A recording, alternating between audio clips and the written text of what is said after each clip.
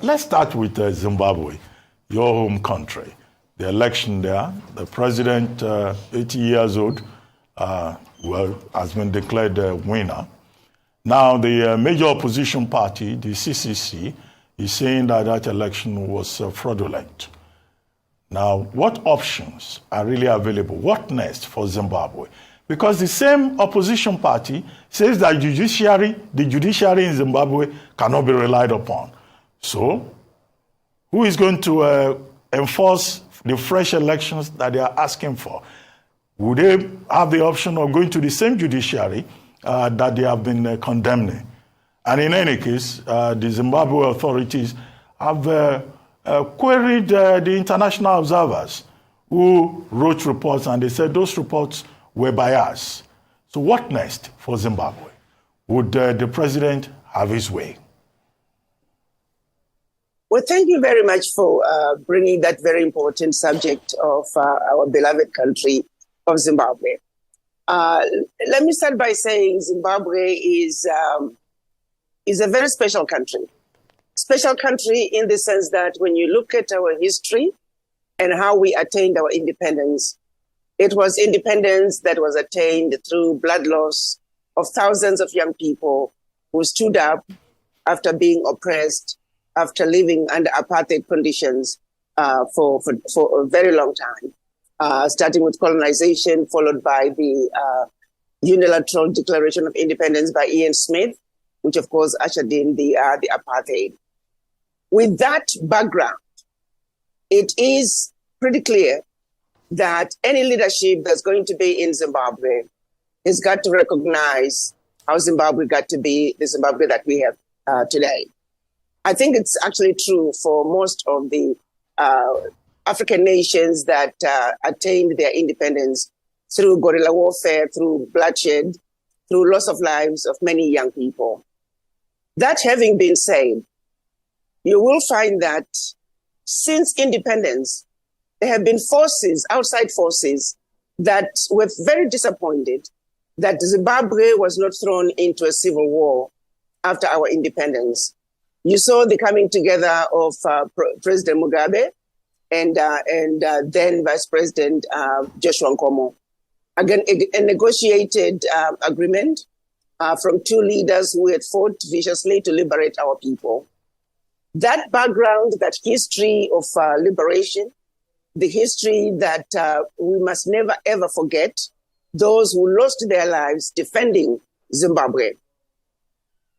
So it is fitting that if we are going to have a leader, we must have a leader who respects that. We must have a leader who understands that for us to have the independence that we have today in Zimbabwe, many people lost their lives. There are still forces that are still trying to make sure that Zimbabwe continues to pay for having had a transition to civilian rule that was not marred with a civil war. Some of you may not know, but there are many forces that wanted Zimbabwe to get into a civil war. That did not happen. Following that, there was the land reform, which people again must understand. The Lancaster Agreement, what it stipulated, what needed to happen, when Zimbabwe would begin to talk about the land reform. It is Zimbabwe that followed the Lancaster Agreement to the T. People don't know that history. It is Britain, it is the white Zimbabweans who did not follow the Lancaster Agreement to the T. It is those who wanted to make sure that white rule continued in Zimbabwe that started creating chaos, that started using their own connections outside to make sure that negative information is shown on Zimbabwe repeatedly. Consequently, because of the land reform, Zimbabwe has endured 23 years of sanctions. And in spite of all that, sanctions that everybody has said are unfounded, sanctions that everybody has said they are illegal, but nonetheless, the sanctions continue because those with outside connections continue to exert pressure and spew out negative information about the country.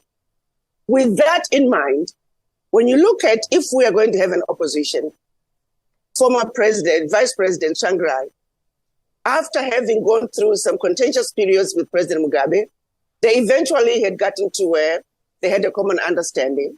A common understanding, for example, that when President Vice President Tsvangirai was getting married, his reception was being hosted by President Mugabe. That's the sort of Zimbabwe we want to see, where leadership understands that, yes, we may fight, yes, we may have our disagreements, but at the end of the day, we must ultimately look at what is ultimately best for the people. We don't want leadership that's going to be used by outside forces as instruments of our own self-destruction. I'm leading this to say, during my tenure as the African Union ambassador to the United States, I was quite disappointed by members of the then MDC, and that included Chamisa, the current president of CCC, which is a new party, when they were coming to the United States to lobby for sanctions against Zimbabwe to continue. That to me was quite disturbing, understanding what sanctions were doing to the average person on the street. Why then would anyone who wants to lead the people of Zimbabwe, why then would anyone who claims to love the people of Zimbabwe then come to Washington and lobby for sanctions against Zimbabwe to continue? I think it was at that point that the opposition of Zimbabwe lost me. I just could not understand it. And that sentiment continues. You hear comments from some of them claiming that the Westerners are going to help us, that we needed to bring Westerners in order to improve the economy. They fail to understand that the economy is where it is today because of the same Western countries that are not pleased to see Zimbabwe moving forward. The same Western forces that are more interested in our natural resources, the same Western forces that are doing the same in many other countries.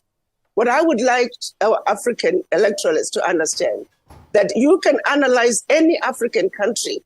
It doesn't matter how good a government is. The outsiders, particularly the Western countries, will always support the opposition. Wherein lies the problem, because now we are being used as instruments of our own self-destruction. Our people should stop and pay attention to what is really going on. That is my problem with what is happening in Zimbabwe. Some in the opposition are heavily funded and supported by outside forces. So needless to say, their judgment is flawed. Their judgment is not based on what is ultimately best for the people of Zimbabwe. For me, the opposition lobbying for sanctions to continue against Zimbabwe, that was the red line that they crossed for me, and that's when they lost me as a Zimbabwean. And so the opposition, I feel they need to understand our history, and they need to understand that they cannot be supported by outside forces, and that they should resist the temptation to be used as instrument of our own self-destruction. We have our elders. I understand President Kikwete is leading a team that's going to be going to Zimbabwe. There are processes that we can follow. There are V11 forms that are available. They are free to review them. They have the right to contest the elections. They have the right to ask as many questions as they want. They have the right, even in the United States, you remember back then when they talked about counting the charts. Whatever needs to be done to count those votes, to count those V11 forms, but do it truthfully, without cheating, without creating unnecessary wahala, like we would say in Nigeria. But there is due process that they should be awarded. They are free to recount the elections. And yes, people must be free to cast their votes without intimidation. Yes. My own understanding is that about 2 to 5% of the votes, there were some challenges there. That is to be expected. But even then, that 2 to 5% of votes that were felt to be not quite at par, they need to be evaluated. Right. But when you look at the greater scheme of things, I think 2 to 5% of the votes having some issues is not too big a number. But nonetheless, those two must be counted. But at the end of the day, I feel our elders should be allowed to deal with the situation in Zimbabwe and any other country that has issues, and keep the outsiders out of the situation, because their intentions are never good. In fact, it is they that create unnecessary conditions in our countries. All right. Dr. Kwao, thank you so much. The last time you were here, you also expressed the same view in terms of keep the outsiders away, let Africa deal with its own issues internally. Now, you talk about seeking redress, especially from Mr. Chamisa, if he feels that the elections were not transparent or he should go through it the formal way. But in 2018, during the last elections, he did the same, and the challenge there was that there's a view that the judiciary is compromised, that he had complained that tens of thousands of votes were not accounted for, but it didn't bear much fruit. So what is the hope that if he does the same thing now, things will be different? And the picture you painted about Zimbabwe's elections and what occurred in the last weekend is almost as if you were speaking about many other African countries. The same challenges occur, election irregularities, leaders wanting to stay put, and the claim by opposition that elections are not free and fair. How do we begin to solve this problem within Africa? Because it's a recurrent challenge. The same thing that happened in Gabon, and why the elections over the weekend fraught with irregularities, why the military felt the need to step in through a coup. How do we begin to solve these issues internally? Again, we have to look at each situation very differently. And for the most part, again, I want to go back to the common denominator when it comes to elections in Africa. Why is it that Africans are not allowed to hold their elections without the influence of the Western world? That's where the problem begins, where it doesn't matter, like I said at the beginning, no matter how good a leader is, the Western world is always going to support the opposition. And if you follow the history, let's say the opposition happens to win, the Western world will still support whoever is opposition. So I want the Africans to understand that we are under siege, and a lot of times we are supported to do things, to behave in a way that is detrimental to the overall well-being of the people. Infiltration of the African opposition parties by those who wish to see us harmed becomes a big problem, where now you don't know which one is the chicken and which one is the egg, because the infiltration is heavy. It's coming from people who are well-funded, and our people at times are not stopping to think enough to say, why am I moving in the direction that I'm moving in? Why am I allowing others from outside to influence my thinking? And that is why it is a common denominator that every African election, opposition is always going to cry foul. It's okay to cry foul, but let's follow the process. Let's make sure that everybody's voice is heard. Where we run into a problem is Western money being used to influence the decision-making processes of the opposition. Why is it that the Western world never comes in with an even hand? If you're going to support both parties. Support the ruling party, support the opposition, but make sure that you don't interfere. China does not interfere. Russia does not interfere. We Africans, we do not interfere with anybody else's elections. But sadly, African elections are heavily infiltrated, are heavily supported by outside, and always supporting the opposition to create havoc. Wherein lies the problem. That's why you see the common denominator. I am going to table that interference from the Western world is the biggest challenge all African countries are running into. So as Africans, we must look at every election individually. Take the time to understand the leadership. Understand Chamisa in Zimbabwe. Who is he? What does he stand for? And what does he plan to do for Zimbabwe? Be objective in your analysis of the people. Don't just jump onto the bandwagon and just follow the general trends. Oh, African leadership. No, we have some very good leaders who are leading their countries well in Africa. Let's not paint every African leader with one brush. Let's not paint every electoral process with one brush. Now that you're talking about Zimbabwe, I told you on a personal level, and these are my personal opinions, where the opposition lost me. Supporting sanctions against Zimbabwe is a big thing to me, because I know what sanctions are doing to Zimbabwe. And for any leader who's going to stand up and visit the Western world and encourage them to continue sanctions against Zimbabwe, that person does not deserve my vote, and I have no respect for that particular leader. I'm going to say, then let's go on to Gabon. Gabon is another situation. Let's not be quick to jump into it. Just because the junta have taken power doesn't necessarily make it look similar to what's happening in Niger. When we look at what's happening in Gabon, and again, that's my personal assessment, this is a coup that's taking place soon after the elections. You want to look and evaluate the positions of the opposition. What are the positions? Who is the leader of the opposition? Not the junta, but rather the opposition party that was running against the deposed president, Bongo. What was his position? Who was supporting him? And the junta, are they in line with the opposition, or are they going to be a neutral party? All those issues need to be addressed and looked at very carefully and be analyzed. Why? At the same time, we're still running into the invisible hand that is always at play when it comes to African elections, which makes it very difficult for the African electorate to be able to say what is true, what is fact, what is real, and where are the lies, and where is the truth in the middle of all that.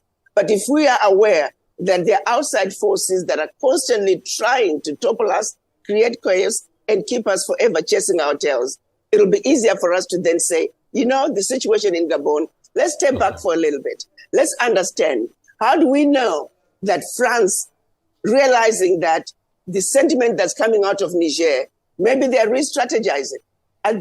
Is it possible that they could have been supporting both the government as well as the opposition? And then now the junta could get mixed up in all that? I really think the situation in Gabon is still fresh, is still fluid. We need to take some time to really understand it and unbundle it and understand who is who, what do they stand for. But above all, let's make sure that the people who are coming to power, they are not being used as instruments of our own self-destruction. So let's take some time and analyze the situation in Gabon truthfully and make sure that we, at the end of the day, we have an African solution to African problems. Once again, I'm calling on our elders to regroup, to come to Gabon and talk to our children, talk to our leaders, so they really understand the issues. Let's look at President Bongo. Let's look at the military leader. Let's look at the opposition. Let's understand all the functions. And so it is important that we understand what is really going on. For now, everybody step back, take a look at what's going on. Let's understand it before we run into rash judgment. Okay, Mama Africa. We'll take a quick break. We'll come back. We'll talk some more with Mama Africa. We'll be right back.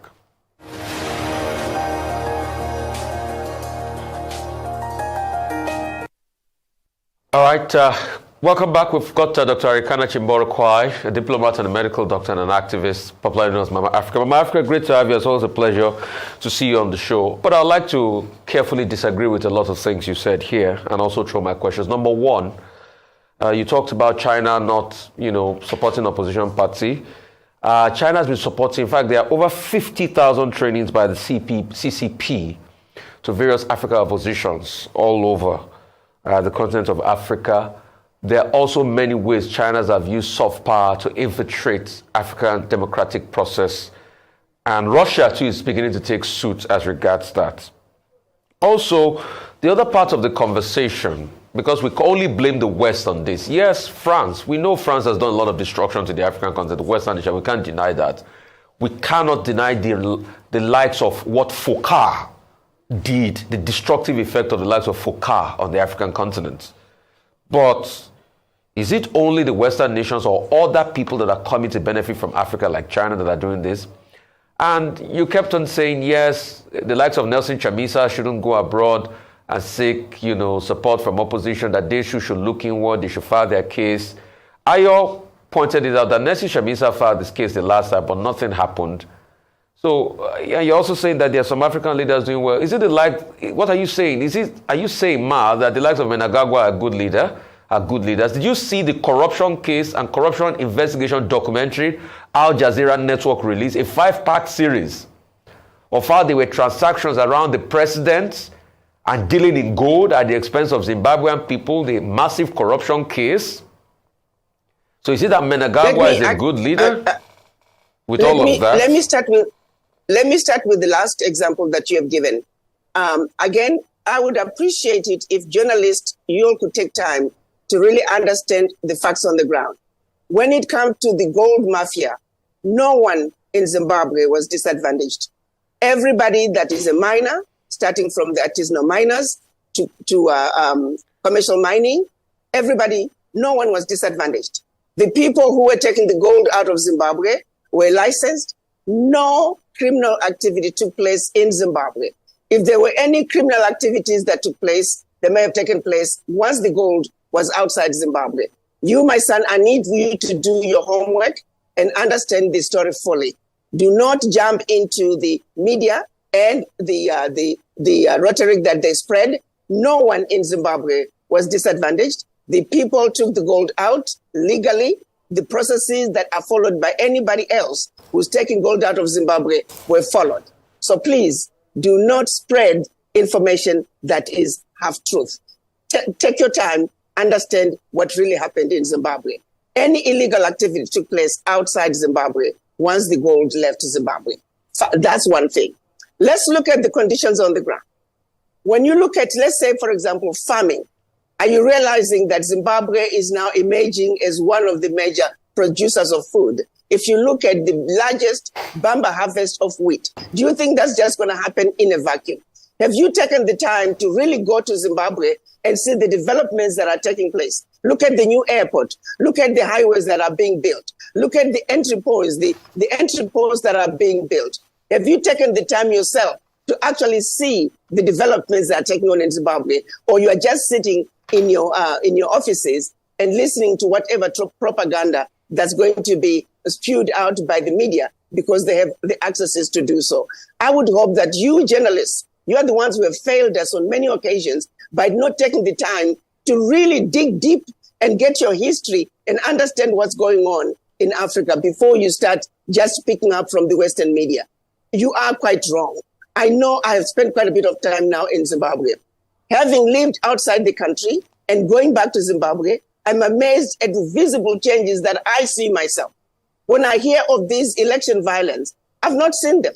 I remember one of the elections, I was sitting in my living room in Zimbabwe, and there was all this chaos going on, black people supposedly looting and stealing from white people.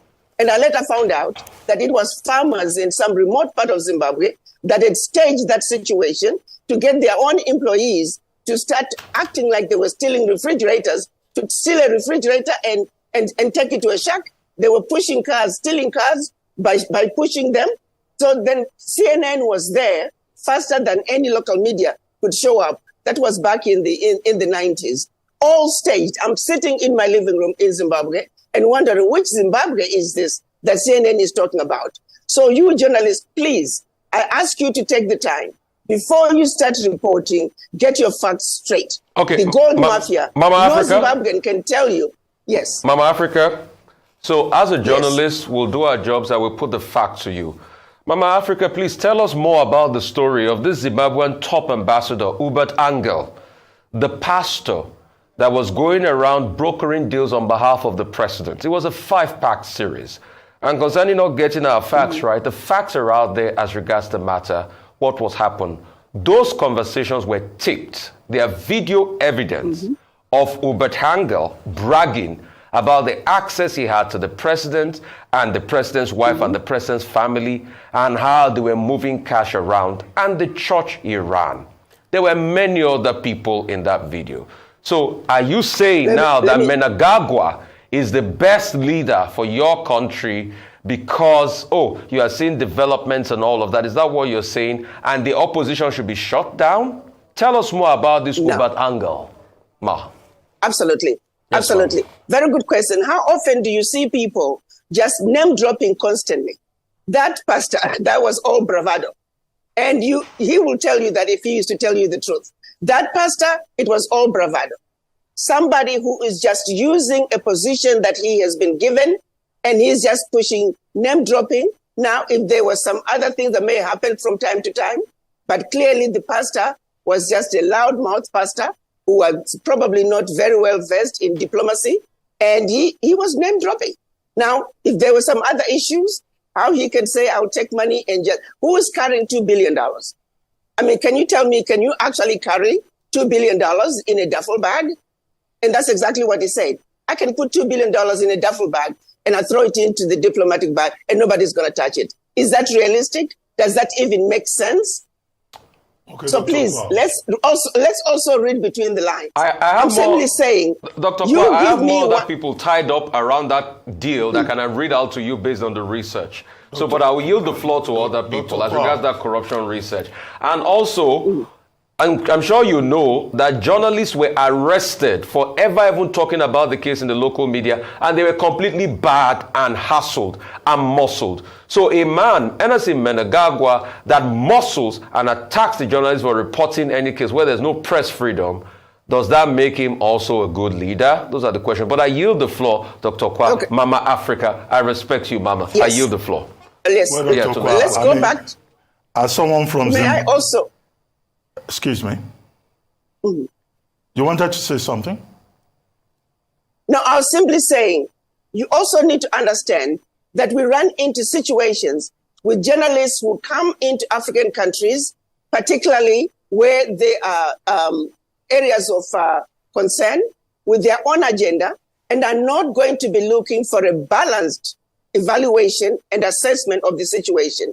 At what point do we continue to allow journalists who are intentionally coming in with a specific agenda to destabilize the country and report negative, false information?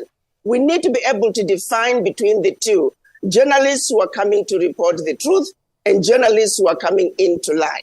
Wherein lies our problem. It's a constant denominator when it comes to African politics. We never get to know the truth because some of our journalists are compromised. Yes, we have some very good journalists, but in the middle of them, there are some that are compromised and they are on the payrolls of foreign nationals. That also is a serious problem Dr. that we Kwao. must address. Dr. Kwao, I concede the point that, well, as someone from Zimbabwe, you have your own choice in the matter.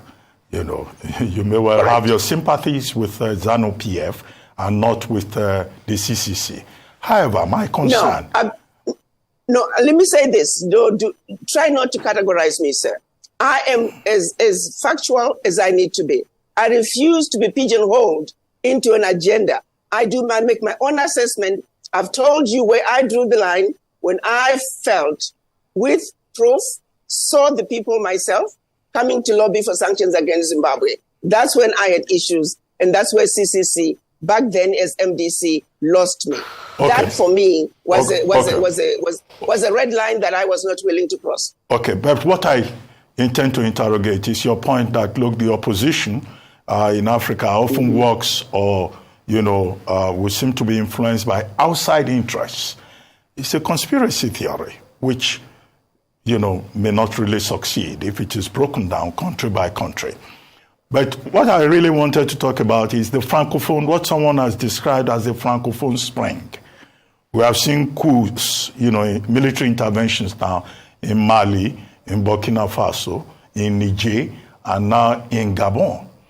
Now, but the difference in Gabon is that the coup makers and the people of Gabon who are jubilating, they have not condemned France. France has been condemned in Mali, in Burkina Faso, in Niger, but in Gabon, nobody is condemning France. In fact, France, through the foreign minister, has condemned the coup. So what makes the Gabon case different? Because there, nobody can establish outside influence. Again, you are making a comment, a statement that nobody can establish outside influence. I'm saying, pause before you make such a firm blanket statement. We don't know if France is involved. And I need you to be clear about that. We do not know if France is involved. So we need to take time. This situation is too fresh. It is too fluid. It's premature for us to make a statement to say France is not involved. I have reservations when it comes to that. France is very conniving. Do not underestimate the games that France can play. We have France right now that is responsible, with other countries, of course, for the terrorist activities, the Boko Haram, the ISIS, the Al Qaeda. So at night they are supporting the terrorists. During the day they are working with the government. They are occupying those countries in the name of fighting terrorism, the terrorism that they created. So please, let's not forget. I am not ready to say France is not involved. France is very conniving. It will be foolish of us to think that France is not involved at this time. I'm saying let's take some time, push back. Let's continue to listen to the generals. Yes, I did listen to the speech of the general. Yes, I did notice that they said nothing about France. They said nothing about neo-colonization. They said nothing about imperialism. Let's wait and see exactly the direction in which the generals are taking us. But I would hold off claiming that France is not involved. I would hold off on that because I don't trust France. They're very conniving. You will be surprised down the road that to some extent they might have been involved. They work both parties. They are working both sides. They're very good at it. And they're doing it right now, even with the fight against terrorism. So please be careful when you say France is not involved. Okay, but Dr. Kwa, what do you think of African leaders who decide to just stay in power permanently and perpetuate themselves and build a dynasty, as you have seen in Gabon and as you have seen in Equatorial Guinea? And that is exactly where President Bongo made a mistake. I disagree totally with that. The family has run the country for 55 years. That's unacceptable. Changing the constitution is unacceptable. So yes, that blame should fall squarely on his lap. He dug his own grave. He never should have done it. But again, I'm simply saying, let's assess the situation for its totality. So we are not spoon-fed into taking one position. For example, right now, you're already quick to turn France loose. I'm not ready to do that yet. But President Bongo should never have changed the constitution. And oh yeah, really, I think it's almost to the point of embarrassing that one family, one dynasty could run the country for 55 years. It's wrong, it's wrong, it's wrong. There is no excuse about that. Well, thank you very much for your time with us this morning, Dr. Chihombo.